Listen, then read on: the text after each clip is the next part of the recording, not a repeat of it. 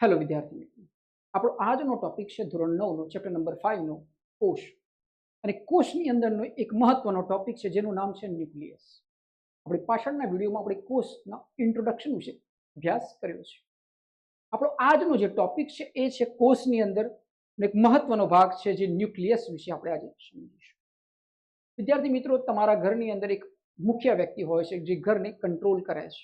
એવી જ રીતે કોઈ ઓફિસની અંદર તમે કામ કરી રહ્યા છો, તમારો એક મેઇન સાહેબ હોય છે જે તમારી ઓફિસમાં વર્કને કંટ્રોલ કરે છે, તમને કહે છે કે આ કામ કરો અને તમે એને જવાબ આપો છો. એ જ રીતે આપણા હ્યુમન બોડીની અંદર સેલ્સ છે, કોષ છે. તો કોષને નિયંત્રિત કોણ કરે છે? કોષોની પ્રવૃત્તિને નિયંત્રિત કોણ કરે છે? તો એનું નામ છે ન્યુક્લિયસ કેન્દ્રક. જે આપણે અહીં જોઈ રહ્યા છીએ પોસ્ટરની અંદર આપણો એક સેલ છે. તો સેલની અંદર આવેલું છે ને ન્યુક્લિયસ કહીએ છીએ. એટલે શું છે? એ કોષનું મગજ છે, રાઈટ? તો કોષનો જે કંટ્રોલ છે કોના હાથમાં છે? ન્યુક્લિયસના હાથમાં છે. ઓકે, તો કોષની પ્રવૃત્તિને કંટ્રોલ કોણ કરે છે? ન્યુક્લિયસ કરે છે. તો આપણે સૌપ્રથમ એ સમજીએ કે આ ન્યુક્લિયસ એટલે શું, ન્યુક્લિયસ ક્યાં આવેલું છે અને ન્યુક્લિયસની અંદર શું આવેલું છે. તો ન્યુક્લિયસ એટલે કોષનું કંટ્રોલ સેન્ટર. ઓકે, આ એક કન્સેપ્ટ સમજ્યા. ન્યુક્લિયસ એટલે શું? તો કોષનું કંટ્રોલ સેન્ટર એમ આપણે લખી શકીએ છીએ. કોષનું કંટ્રોલ સેન્ટર. ન્યુક્લિયસ એટલે કોષનું કંટ્રોલ સેન્ટર. ઓકે, મગજ કહીએ તો બી ઇનફ છે. પછી આગળ વધીએ. ન્યુક્લિયસનું બીજું શું સમજવા જેવું છે? તો ન્યુક્લિયસની અંદર શું આવેલું છે? ડીએનએ આવેલા છે. ઓકે, ડીએનએ પ્લસ પ્રોટીન ભેગા મળીને ક્રોમેટીન બનાવે છે. ટીન બનાવે છે. આટલું સમજાય વસ્તુ. બે વસ્તુ મહત્વની છે. બીજું, ન્યુક્લિયસ આવેલું ક્યાં છે? તો આપણે સમજી શકીએ છીએ આ સાયટોપ્લાઝમની અંદર આવેલું છે. તો આવેલું ક્યાં છે? તો સાયટોપ્લાઝમની અંદર આવેલું છે. પ્લાઝમાની અંદર આવેલું છે. પછી એના અંદર પાર્ટ્સ જોઈએ તો શું શું આવેલું છે? 1 2 3 4. આપણે સમજવાનું છે કે એની અંદર શું શું આવેલું છે. એની અંદર ન્યુક્લિયર મેમ્બ્રેન આવેલું છે. ન્યુક્લિયર મેમ્બ્રેન આવેલું છે. શું આવેલું છે? Nuclear membrane. ઓકે, જેને આપણે કહીએ છીએ કેન્દ્ર પટલ. ઓકે, જેને આપણે શું કહીએ છીએ? કેન્દ્ર પટલ. એક બહારનો ભાગ કેન્દ્ર પટલ. બીજું શું આવેલું છે? તો કેન્દ્ર દ્રવ્ય આવેલું છે ન્યુક્લિયોપ્લાઝ. ન્યુક્લિયોપ્લાઝ કેન્દ્ર દ્રવ્ય આવેલું છે અંદર. પછી શું આવેલું છે? ક્રોમેટીન આવેલું છે. શું આવેલું છે? ક્રોમેટીન. ક્રોમેટીન આ થયું. લાસ્ટમાં આવેલું છે ન્યુક્લિયોલ્સ, કેન્દ્રિકા. જો સમજો કન્સેપ્ટ બધા સમજાઈ ગયા. એ સમજવાનું છે કે અંદર શું શું આવેલું છે. ન્યુક્લિયર મેમ્બ્રેન છે તો એ શું છે? ન્યુક્લિયસની આસપાસનું આવરણ છે. આ ન્યુક્લિયર મેમ્બ્રેન છે. સૌપ્રથમ એ શું છે? આ શું છે? ન્યુક્લિયસની આસપાસનું આવરણ છે. ન્યુક્લિયોપ્લાઝમ અંદરનું દ્રવ્ય છે. Okay, done. ક્રોમેટીન શું છે? તો એ ડીએનએ અને પ્રોટીનથી બનેલું જાડાકાર દ્રવ્ય છે. ક્રોમેટીન આવે એટલે શું યાદ રાખવાનું? ક્રોમેટીન એટલે ડીએનએ અને પ્રોટીન. આ યાદ રહી ગયું. અને કેન્દ્રિકા એટલે ન્યુક્લિયસની અંદર આવેલો નાનો ગાઢ ભાગ. ન્યુક્લિયસની અંદર આવેલો નાનો ગાઢ ભાગ. તો આટલા કન્સેપ્ટ યાદ રાખવાના છે. એમાં એક છે ન્યુક્લિયર મેમ્બ્રેન, પછી ન્યુક્લિયોપ્લાઝમ, ક્રોમેટીન અને ન્યુક્લિયોલ્સ એટલે કેન્દ્રિકા એક ભાગ છે. આ તો કન્સેપ્ટ. હવે આપણે સમજીશું ક્રોમેટીન અને ક્રોમોસોમ્સ વિશે. હવે આ વાત ખૂબ જ સમજવા જેવી છે કે ન્યુક્લિયસમાં ડીએનએ રહેલું હોય છે. ડીએનએ સાથે પ્રોટીન અને ક્રોમેટીન બનાવે છે. જ્યારે કોષનું વિભાજન થાય છે, જ્યારે કોષનું શું થાય છે? વિભાજન થાય છે. વિભાજન થાય છે ત્યારે શું થાય છે? ક્રોમેટીન વધુ સંકોચાય છે અને ક્રોમોસોમ્સ બનાવે છે. આ ક્રોમેટીન શું થાય છે? આ ક્રોમેટીન છે એ સંકોચાઈ જાય છે. શું થાય છે? સંકોચાઈ જાય છે. અને શું બનાવે છે? ક્રોમોસોમ્સ બનાવે છે. ઝોમ્સ બનાવે છે, રાઈટ? આ તો કન્સેપ્ટ જે આપણે સમજવાનો હતો. ઓકે, ન્યુક્લિયસના કાર્યોની અંદર અલગ અલગ વસ્તુ આપણે સમજી શકીએ છીએ. જેની અંદર વિકાસ છે, કોષોના વિકાસમાં મદદ કરે છે, આનુવંશિક માહિતી પૂરી પાડે છે. બધી વસ્તુ આવે છે. આગળ વધી આપણે ન્યુક્લિયસ વિશે તમે અહીં જોઈ શકો છો. ડન. હવે જઈએ આપણે કન્સેપ્ટ વાઇઝ ન્યુક્લિયસ વિશે. કોષ કેન્દ્રની ઓળખ.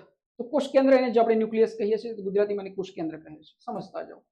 કોષ કેન્દ્ર એ કોષનું સૌથી મહત્વનું અંગ છે જે કોષની તમામ પ્રવૃત્તિઓનું નિયંત્રણ કરે છે. આપણે પહેલા જ કહી દીધું. કોષ કેન્દ્ર શું છે? તો ભાઈ સેન્ટર ઓફ સેન્ટર છે. એના દ્વારા જ કોષની તમામ પ્રવૃત્તિઓનું નિયંત્રણ થાય છે. તેને કોષના નિયંત્રક કેન્દ્ર તરીકે ઓળખવામાં આવે છે. તે કોષના મધ્ય ભાગમાં આવેલું હોય છે અને કોષીય ચયાપચયમાં એમાં મુખ્ય ભૂમિકા ભજવે છે. તો કોષ કેન્દ્ર છે એટલે શું છે? સેન્ટર છે, સેન્ટર ઓફ એટ્રેક્શન છે. એના દ્વારા પ્રવૃત્તિઓનું શું થાય? નિયંત્રણ થાય છે. કોષના કયા અંગને નિયંત્રક કેન્દ્ર કહે છે? તો આંખ બંધ કરીને લખી શકો કોષના કયા કેન્દ્રને? તો કોષ કેન્દ્રને. ઓકે, ન્યુક્લિયસની. કોષ કેન્દ્ર કોષમાં ક્યાં આવેલું હોય છે? તો મધ્યમાં આવેલું હોય છે. ઓકે, કોષના મધ્ય ભાગમાં આવેલું હોય છે. તો કન્સેપ્ટ કોષ કેન્દ્રની ઓળખ, ઇન્ટ્રોડક્શન ટુ ન્યુક્લિયસ, જે આપણે બતાવેલી છે. નેક્સ્ટ જઈએ આપણે કોષ કેન્દ્રની રચના, સ્ટ્રક્ચર ઓફ ન્યુક્લિયસ કેવું છે. કોષ કેન્દ્ર બેવડા આવરણથી બનેલું હોય છે. આ એક કન્સેપ્ટ છે, બેવડા આવરણથી બનેલું હોય છે, જેને કોષ કેન્દ્ર પટલ કહે છે, જે આપણે કહ્યું એક ભાગ છે. આ પટલમાં નાના નાના છિદ્રો હોય છે કે જે દ્રવ્યની અવરજવર માટે જવાબદાર હોય છે. પટલ હોય તો અવરજવર માટે જવાબદાર હોય. તેની અંદર કોષ કેન્દ્ર રસ અને રંગસૂત્રો આવેલા હોય છે, જે આપણે અંદર સ્ટડી કર્યું. કોષ કેન્દ્ર રસ હોય છે, દ્રવ્ય હોય છે અને રંગસૂત્રો આવેલા હોય છે, ક્રોમેટીન આવેલા હોય છે. કોષ કેન્દ્રના બેવડા આવરણને શું કહે છે? તો યાદ રાખવાનું, કોષ કેન્દ્ર પટલ કહે છે. કોષ કેન્દ્ર પટલ કહે છે. કોષ કેન્દ્ર પટલમાં રહેલા છિદ્રોનું કાર્ય શું છે? દ્રવ્યોની અવરજવર, દ્રવ્યોની અવરજવર. આ હતો કન્સેપ્ટ કોષ કેન્દ્રની રચના વિશે. નેક્સ્ટ જઈએ, રંગસૂત્રોની આનુવંશિકતા વાત કરી હતી. ડીએનએ પ્લસ પ્રોટીન બરાબર ક્રોમેટીન. આ કન્સેપ્ટ. કોષ કેન્દ્રમાં દોરી જેવી રચનાઓ જોવા મળે, જેને રંગસૂત્રો કહે છે, અને આમાંથી ક્રોમોઝોમ્સ બને છે. ક્રોમોઝોમ્સ બને છે, રાઈટ? તો જે રચનાઓ છે ને રંગસૂત્રો કહે છે. આ રંગસૂત્રો ડીએનએ અને પ્રોટીનના બનેલા હોય છે. ડીએનએ પ્લસ પ્રોટીન વાત કરી, ડીએનએ પ્લસ પ્રોટીન થી બનેલા હોય છે. તે પિતૃઓમાંથી સંતતિના લક્ષણો વહન માટે જવાબદાર છે. આપણે કહે છે કે ડીએનએ થી જાણી શકાય કે તમારું પિતૃવંશાવલી કે માતા વંશાવલી શું છે, એટલે કે તમારા વાલી કોણ છે. તમે જાણી શકો છો કે તમારા લક્ષણો શું આવી શકે છે. તમે જાણી શકો તમને કયા ડિસીઝ થઈ શકે છે. કેટલાક રોગો હોય છે જે આપણે જન્મજાત આપણને મળ્યા હોય છે, જેમ છે ડાયાબિટીસ છે, બ્લડ પ્રેશર છે, એવા કેટલા બી રોગો છે, આનુવંશિક રોગો બી છે, જે આપણને વારસાગત મળે છે. Okay, done. તો આ તો કન્સેપ્ટ જે કોષ કેન્દ્રની અંદર હોય છે એના વિશેની વાત. ડીએનએ પ્લસ પ્રોટીન આવેલા હોય છે. રંગસૂત્રો મુખ્યત્વે શેના બનેલા હોય છે? આપણે યાદ રાખવાનું, રંગસૂત્રો ડીએનએ અને પ્રોટીનના બનેલા હોય છે. લક્ષણોના વહન માટે જવાબદાર ઘટક કયો? તો ભાઈ આ રંગસૂત્રો લક્ષણોના વહન માટે જવાબદાર ઘટક છે. ડન. નેક્સ્ટ જઈએ, કોષ કેન્દ્રના પ્રકારો, ટાઈપ્સ ઓફ. તો કોષ કેન્દ્રની હાજરીના આધારે કોષના બે પ્રકાર પડે છે. કોષ કેન્દ્રની હાજરી હોય, કેટલીકમાં ના હોય, એના આધારે કોષના બે પ્રકાર પડે છે. એક છે આદિકોષ કેન્દ્રી, એક છે સુકોષ કેન્દ્રી. આ યાદ રાખવાનું, આદિકોષ કેન્દ્રી, સુકોષ કેન્દ્રી. હવે સમજજો, આદિકોષ કેન્દ્રી કોષમાં સુવિકસિત કોષ કેન્દ્રનો અભાવ હોય છે, એટલે સારી રીતે કોષ કેન્દ્રનો અભાવ હોય છે. કયામાં? આદિકોષ કેન્દ્રીમાં. જ્યારે સુકોષ કેન્દ્રી કોષમાં સ્પષ્ટ કોષ કેન્દ્ર જોવા મળે છે. સુકોષ કેન્દ્રી નામ પરથી જ ખબર પડી ગઈ, સ્પષ્ટ કોષ કેન્દ્ર. આદિમાં અભાવ. કયા પ્રકારના કોષમાં સ્પષ્ટ કોષ કેન્દ્રનો અભાવ હોય છે? અભાવ કીધો તો આદિકોષ કેન્દ્રી. અભાવ એટલે આદિ કોષ કેન્દ્રી કોષ. સુકોષ કેન્દ્રી કોષની મુખ્ય લાક્ષણિકતા કઈ છે? કે સુવિકસિત કોષ કેન્દ્ર આવેલું હોય છે. આ તો કન્સેપ્ટ આદિકોષ કેન્દ્રી અને સુકોષ કેન્દ્રી કોષ. કોષ કેન્દ્રનું મહત્વ શું છે? Importance of nucleus. કોષ કેન્દ્ર કોષના વિભાજનમાં વિકાસની મહત્વની ભૂમિકા ભજવે છે. આપણે કીધું કે સેન્ટર જે છે એ બધા કાર્યો પર શું કરે છે? નિયંત્રણ રાખે છે. તે કોષની પ્રજનન પ્રક્રિયામાં પણ મદદરૂપ થાય છે. કોષના જીવનકાળ દરમિયાન તેની જૈવિક પ્રક્રિયાનું નિયમન કોષ કેન્દ્ર દ્વારા થાય છે.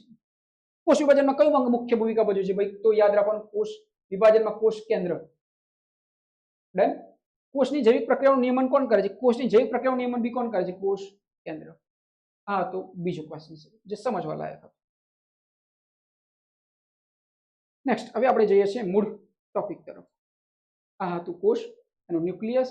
કોષનું કંટ્રોલ સેન્ટર કહે છે. ડીએનએ પ્લસ પ્રોટીન આવેલા હોય છે. યાદ રાખવાનું, એના પાર્ટ્સ છે. ન્યુક્લિયર મેમ્બ્રેન, ન્યુક્લિયોપ્લાઝમ કેન્દ્ર, પછી અંદર ક્રોમેટીન હોય છે અને ન્યુક્લિયોલ્સ એટલે કેન્દ્રિકા હોય છે. સમજીએ આગળ કન્સેપ્ટ વાઇઝ એક સરસ રીતે પીડીએફ ફોર્મેટમાં બનેલા રહેજો. હવે ધ્યાન રાખજો. શું છે તે કોષનું મગજ અથવા નિયંત્રણ કેન્દ્ર કહેવામાં આવે છે, એટલે એનાથી કંટ્રોલ થાય. હવે સમજો કોષ કેન્દ્ર પટેલ. આપણે જે વાત કરી હતી ભાગની, તો કોષ કેન્દ્રની ફરતે એક પટેલ આવેલું હોય છે જે અંદર પ્રવેશશીલ, અંદર અવર જવર કરવા દે છે દ્રવ્યોને. આ કોષ કેન્દ્રની આસપાસ આવેલું બે સ્તર ડબલ લેયર્ડ આવરણ છે. એ કોષ કેન્દ્રની અંદરના દ્રવ્યને કોષ રસ થી અલગ રાખે છે. એ શું કરે છે? ડબલ લેયર્ડ આવરણ છે જે કોષ રસ થી અલગ રાખે છે, અંદર જે આવેલું હોય છે. હવે સમજો કોષ કેન્દ્રની અંદર છિદ્રો છે, ન્યુક્લિયર પોર્સ.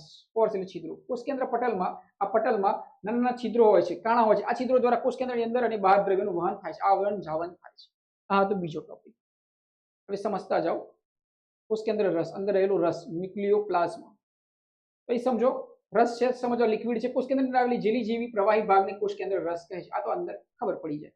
આ રસમાં રંગસૂત્ર દ્રવ્ય અને કોષ કેન્દ્રિકા તરતા જોવા મળે છે. રંગસૂત્ર દ્રવ્ય હોય છે આની અંદર તરતું હોય છે. શેની અંદર? તો ભાઈ કોષ કેન્દ્ર રસની અંદર. આગળ વધીએ. રંગસૂત્ર દ્રવ્ય શું છે? ક્રોમેટીન શું છે? જ્યારે કોષનું વિભાજન થતું ન હોય ત્યારે કોષ કેન્દ્રમાં દોરીના ગૂંચળા જેવી રચના દેખાય છે, જેને રંગસૂત્ર દ્રવ્ય કહે છે. વિભાજન થતું ના હોય ત્યારે.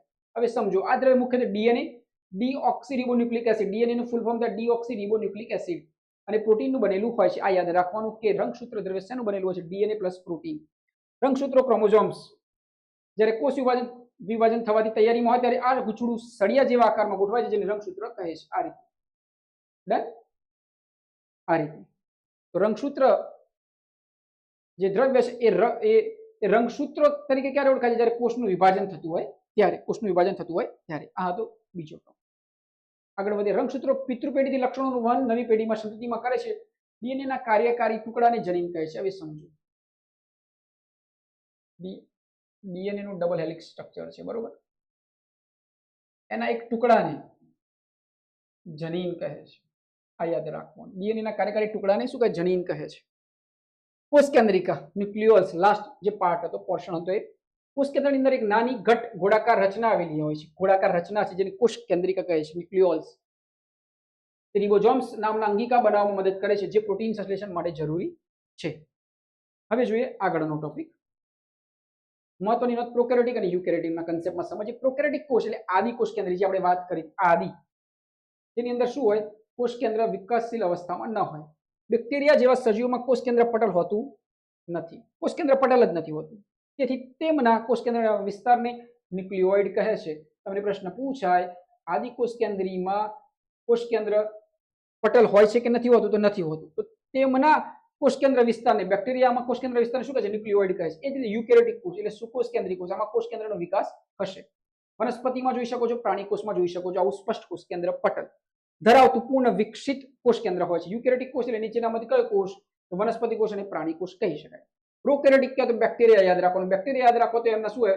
પટલ હોતું નથી, કોષ કેન્દ્ર પટલ હોતું નથી, અને તેમના કોષ કેન્દ્ર વિસ્તારને ન્યુક્લિયોઇડ્સ કહેવામાં આવે છે. તો આપણો આજનો જે ટોપિક હતો એ હતો ન્યુક્લિયસ વિશે, જે આપણે આજે સ્ટડી કર્યો છે. ઓકે, તો આપણે કોષ કેન્દ્રની અંદર કોષની અંદર કોષ કેન્દ્ર આવેલો છે, જે સૌથી મોટું નિયંત્રક હોય છે, મગજનું કામ કરે છે, કંટ્રોલનું કામ કરે છે. અમે આશા રાખીએ છીએ અહીંથી અમે તમને જે સમજાવ્યું છે તમે સમજી શક્યા હશો. આવા જ ઇન્ટરેસ્ટિંગ વિડીયો માટે તમે અમારી ચેનલ સમજાવવાને લાઈક કરો, સબસ્ક્રાઇબ કરો અને શેર કરો. પોતાની જાતને ચાહતા રહો અને કેટલીક બાબતોને વારે ઘડી તમે રિપીટ કરી શકો છો, જે અહીંથી અહીંયા તમને બતાવેલી છે. Okay, done. કોષનું કંટ્રોલ સેન્ટર ડીએનએ અને પ્રોટીન આવેલું છે. એનાથી ક્રોમેટીન બને છે. સાયટોપ્લાઝ્મા આવેલું હોય છે, જે અંદરની બાજુ આવેલું હોય છે. એના પોર્શન છે કેન્દ્ર પટલ, કેન્દ્ર દ્રવ્ય, ક્રોમેટીન અને કેન્દ્રિકા. આ છે ન્યુક્લિયસ. ફરી મળીશું આવા જ ઇન્ટરેસ્ટિંગ ટોપિક સાથે. ત્યાં સુધી તમે અમારી સાથે જોડાયેલા રહો. સમજાવો, ચેનલ લાઈક કરો, સબસ્ક્રાઇબ કરો અને પોતાની જાતને ચાહતા